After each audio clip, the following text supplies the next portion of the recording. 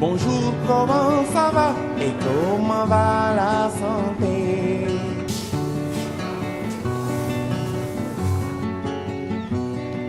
Bonjour, comment ça va et comment va la santé?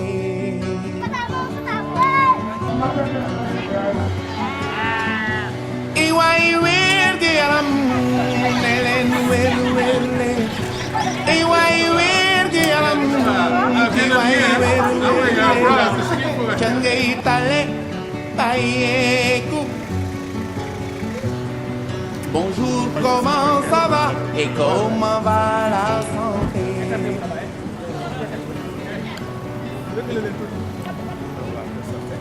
Suma tante ji nekk kaw ga tante ji nekk kaw ga tétanos daaneel ko taagaañu woon nak ileer jël suuf taf ca doom ga mieux vaut prévenir qu'essayer de guérir. Bonjour, comment ça va?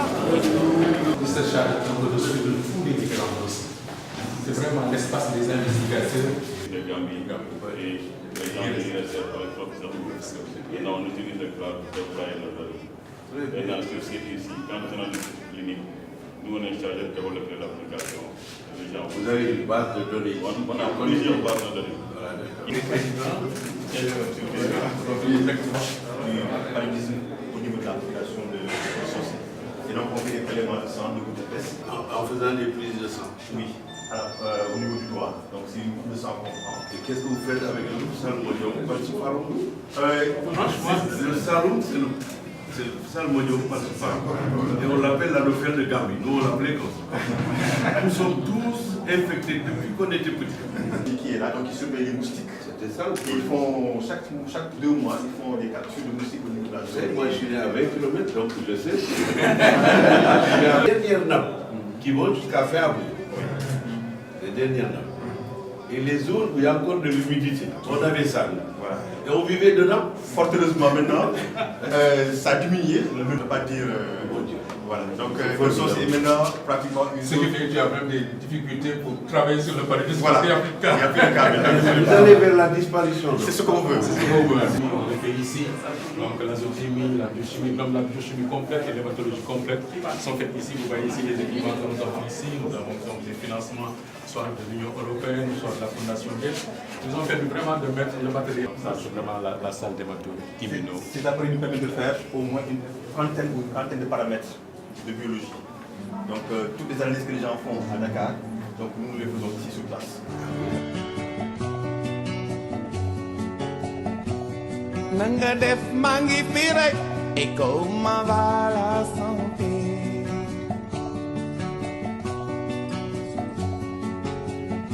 Saful ma soume et comment va la santé?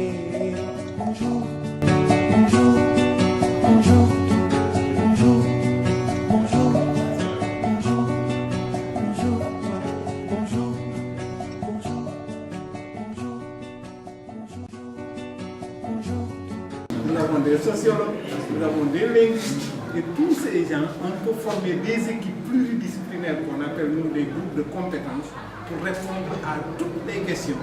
Viennent ici, dans une délégation composée de quelques députés, à la tête de cette délégation, Aimé Assine, qui est Boussoui, qui est président de la commission santé, pour passer une journée ici. J'étais au courant de votre vous êtes passé. Mon jeune frère.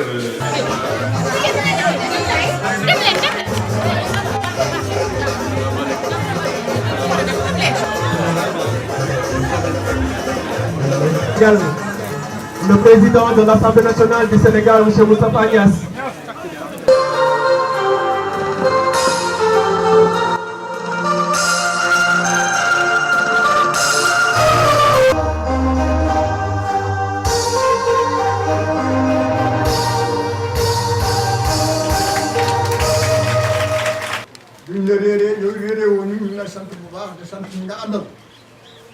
ñu ngi gërëm chef de village bi teew yëpp ñu ngi gërëm monsieur le maire di gërëm bépp ku fi teew daje bi yal nañ ko tàmbalee bismillah rahmaani rahim yal nañ ko mottee alhamdulilah rabbil alamin. sant di la ci gërëm au nom de la commune de Kër Socé gannaaw buñ la nuyoo ñu ngi nuyu le recteur de l'université de Cheikh Anta Diop de Dakar di ko wax dalal jàmm fii ci Kër Socé di nuyu aussi le chef de service parasitologie monsieur Gaye di nuyu honorable député yi fi teew di Mohamed Khoureyssi Niass ak le maire de Kër Madiabel. poste de santé bi moo fi nekkoon délabré benn infirmier nangu fee toog ku ci affecté nga dem ay matrone laa fi fekk ñuy débrouiller ci seen diggante ak jigéen ñi nga xam ne ay jigéen ñu wéru lañ ñuy métti lool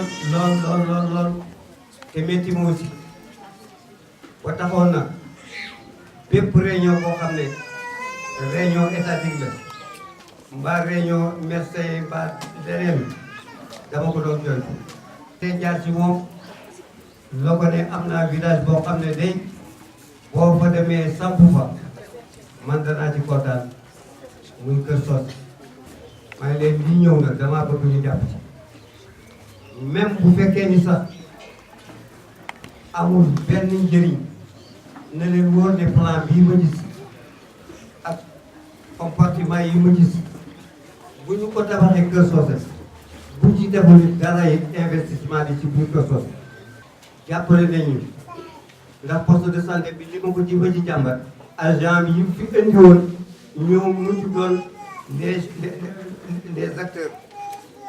ñun suñu réunion bi population Kër Socé fukki at ak juróom yi nga xam ne def nañ ko fi moo tax ñu def suñu réunion bi directeur ñoo bàyyi dinaa ko wax président moo tax ba mu ma joxee message bi ñu ma président nee na dina ñëw dina fekk si soobee yàlla 11h30 dina toog ak yéen ba 13h30 2 heures de temps lii gëmuñu ko woon moo tax vraiment bés bi dañ ciy bëgg parce que ba ñu xamee ni Kër Socé sorewul Kër Madiabel c'est le président de l'institution nga xam ni c'est la voix du peuple te ñun lépp lu ñuy liggéey depuis 1980 ba ma démarré ci service de traitement jëmale ko ci paludisme liggéey bi fii la jógee ci Kër Socé dañ ko tabax ci Kër Socé dañ ko fi tabax moo tax kontaan naa trop ba ma gisee Paulette jógal waa ñu xool la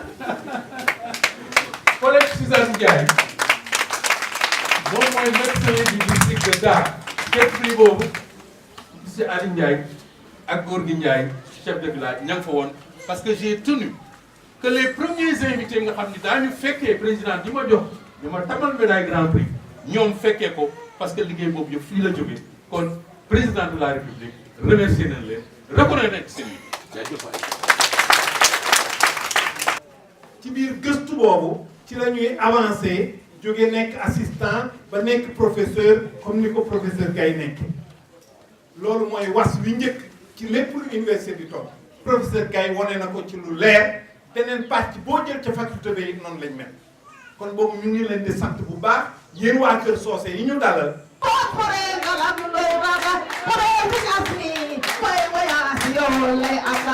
waaw maa ngi nuyu maire bi maire dëkk bi les responsables politiques parti yi fi yëpp nekk yëpp di nuyu nag jigéen ñi nuyu spécial ndax santé bi yéen a ko moom di nuyu kilifa yi fi nekk mu chef de village yi sëriñ daara yi élimaan yi ak jàngalekat monsieur le recteur jërëjëf professeur Gaye jërëjëf ak équipe yi ànd ak yéen ndax lii kat am na ku ko fi wax sànq wér-gu-yaram moo jiitu leen. benn bi docteur Paulette Suzanne Ndiaye di nekk fii jël benn néeg ñu tàmbali liggéey bi fii 2004 parce que bi ñu fi ñëwee dañ la woon ne fii comme ni ñu ko waxee amul woon benn infirmier kenn bu fi doon toog ci bureau bi di daal ñu bëri ci bureau bi yow bële moo koy joxe yow bële am deret ba mu ngànk te suñuy xayma si bureau dafa mel ni dañu mën ne comme hippopotame nag xaw ma la. moo doon responsable pharmacie bi ak ñoom maire Sow maire Fall ak bureau moo doon def test yi donc nii lañ jàmbalee 2004 mooy étude bi 2003 dañ doon ñëw di jàpp ay yoo mais 2004 lañ fi njëkk a def étude. Il réalise ici au Sénégal en faisant descendre à la base au niveau des populations le savoir et le savoir-faire le savoir-faire aussi, puisqu'il diffuse la formation à différents niveaux. Et surtout, la science, accompagnée par la conscience, qui a dit que science sans conscience n'est que ruine de l'âme. Eh bien, eux, ils ont mis ensemble, en tandem, la science, la conscience et la volonté d'être utile. Le service de parasitologie, sous la direction du professeur Oumar Gaye, a décidé de quitter le confort de Dakar pour venir s'installer au cœur du Saloum, y conduire une recherche de pointe avec des équipements de pointe, mais aussi de se mettre au service de la société. Nous sommes ici depuis maintenant 15 années de cela, avec comme thématique majeure le paludisme. Nous avons voulu adresser les questions majeures et les principales questions majeures du paludisme. C'était les problèmes de résistance, tant au niveau des parasites qu'au niveau des vecteurs, les anophèles. C'est ainsi qu'en 2004, avec une étudiante en médecine, donc pour les besoins de sa soutenance de thèse, nous l'avons formée et on a ensuite formé des relais communautaires qui ont été capables d'utiliser les tests de diagnostic rapide, mais en même temps qui ont été capables de donner les bonnes doses de CTR. Et après ces excellents résultats, en 2004, nous avons utilisé des zones pilotes. Les résultats ont été concluants et le programme national a retenu la stratégie de confirmer les cas de paludisme par les TDR au niveau national, puis c'est devenu une stratégie mondiale parce que l'OMS, en se basant sur les résultats du Sénégal, a adopté cette stratégie de confirmation des cas par les TDR avant tout traitement. C'est ce que nous avons fait à Keur Socé.